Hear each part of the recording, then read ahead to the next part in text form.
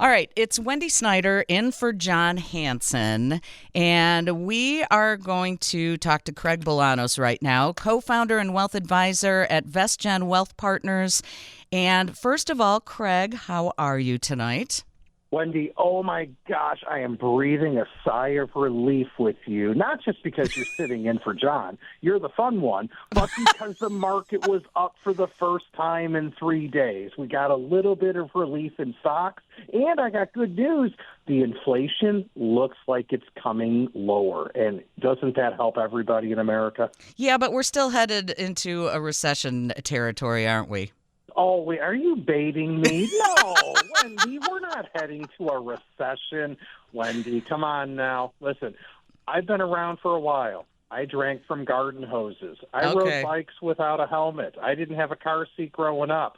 My point is, I've yet to see a recession in the United States of America when we're still growing jobs. 151,000 jobs last month. I've yet to see a recession when the unemployment rate is below the long-term trend of 5.7. It's currently 4.1. And I've yet to see a recession. We just learned last week that consumers spent more than 3% year over year compared to the previous year, adjusted for inflation. So consumers are still spending. So what do I say? A recession is possible, but a recession doesn't look probable based on the data.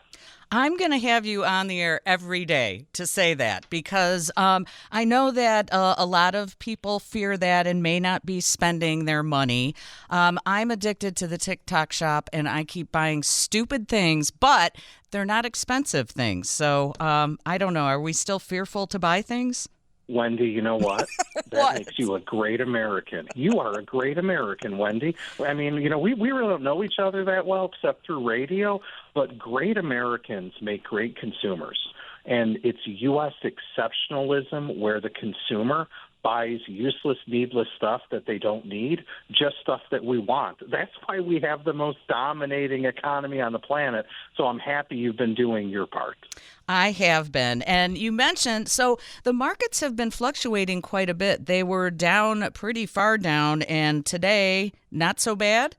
No, today not so bad. Like I said, today's the first day in 3. We actually had a bounce. We had some recovery. I saw the S&P 500 trade higher. I saw the NASDAQ and some of the worst-hit technology stocks trade higher. And this correction we've had, which is 10% in broad stock indices, a little more for the NASDAQ that's technology-related, we typically get in any given 12-month period 2 dips. That's where the market falls 5 to 6%. And every 12 to 14 months, even during a bull market, which is what I still think we're in, we have a 10 to 12% drop. Check the box. We've just been overdue for one.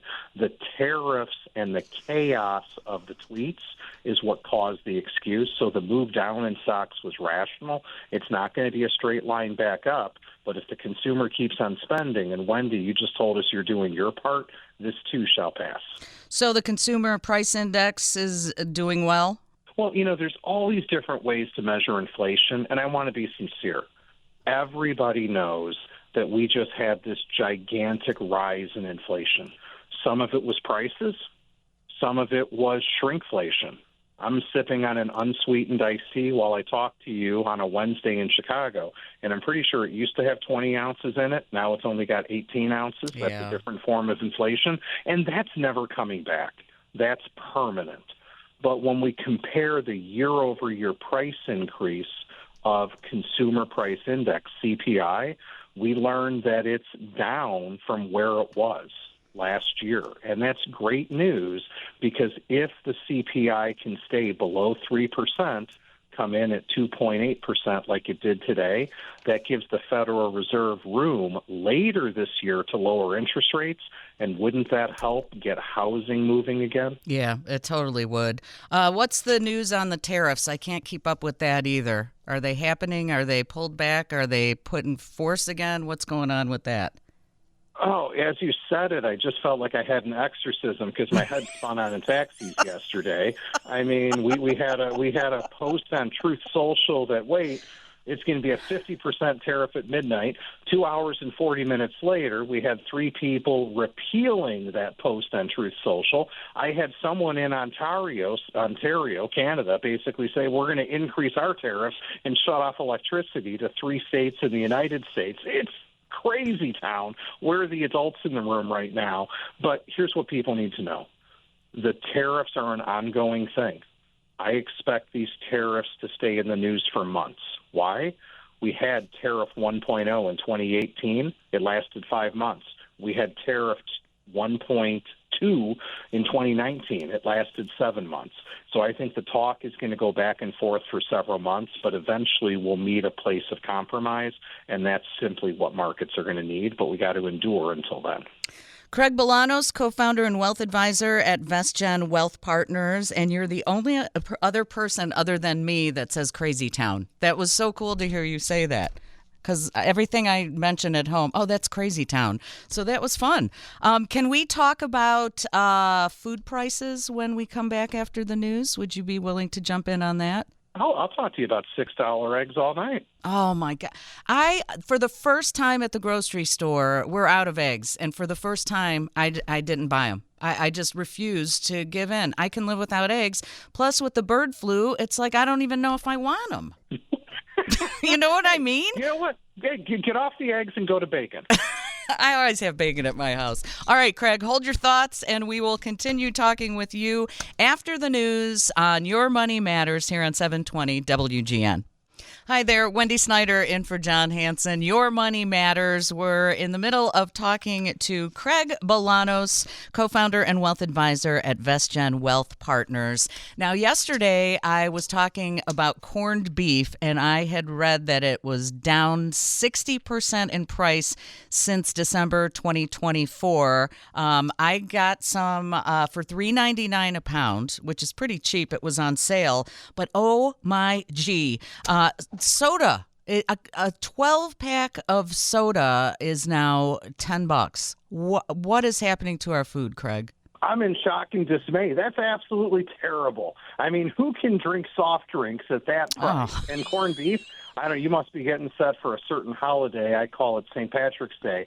But yes, I mean, when you've got $6 eggs, it's newsworthy. I mean, eggs are up a whopping 59% from a year ago. Now there's challenges, bird flu, like you mentioned in our last segment, that are causing it. But here's the irony of everything. While I look at the increase in food costs, you know what? I just got a text from my physician. You know what they said? Fruits and vegetable prices are down 0.5% for the month. So the good stuff that we don't want to put in our body is getting cheaper. The processed stuff is getting more expensive. I don't know. That's just an example of inflation. We're all dealing with it. It'll get back to normal. It's probably going to take another year or two until we get there. All right. I am a berry lover. I love strawberries. I love blackberries, blueberries. Raspberries are okay. But they are so expensive.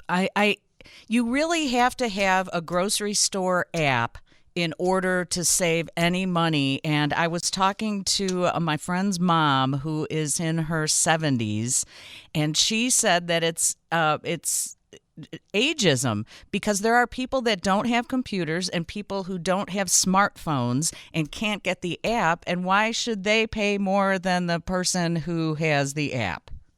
Put that in your pipe and smoke it. As my mom used to say. Yeah, no, you're right. But look at that interesting consumer trend where we had a period of time where it was about convenience, single one-stop retail store for grocery, and now people have reverted back to what they were doing in the 80s and 90s.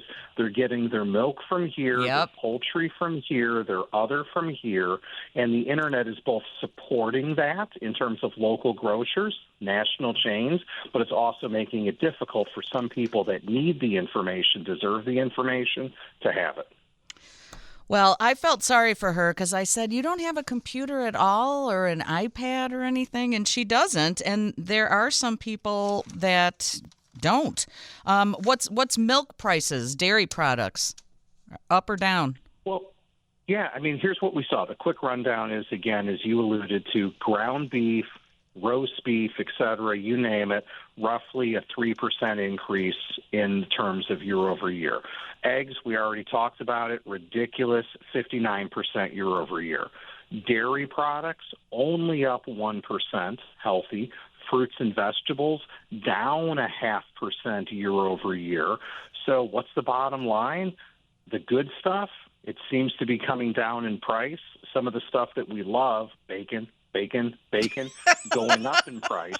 And we'll have to see how the changes and flux in the workforce relative to immigration and other things might continue to impact some of this near term, especially in the fruits and vegetable aisle. Okay, there's another thing that is exorbitant. I am a huge fan of Special K cinnamon pecan. First of all, that particular flavor is not in every grocery store. And when I do find it, it's like $7.49 for a box of cereal. I mean, good God, y'all. Yeah, I mean, I don't know. Maybe ramen noodles are in your future. They've gone up. They've gone up. But, listen, I think this is how we can turn this into an action item, right? All of these things we're talking about are just showing how things have changed. Some have changed for the better. Other things have gotten worse. But what this means for everybody is that everybody needs to have a plan to start growing their money over time if they want to eventually get retired and stay retired, because the silent killer in retirement is actually what we're talking about, Wendy. It's not hypertension, it's inflation.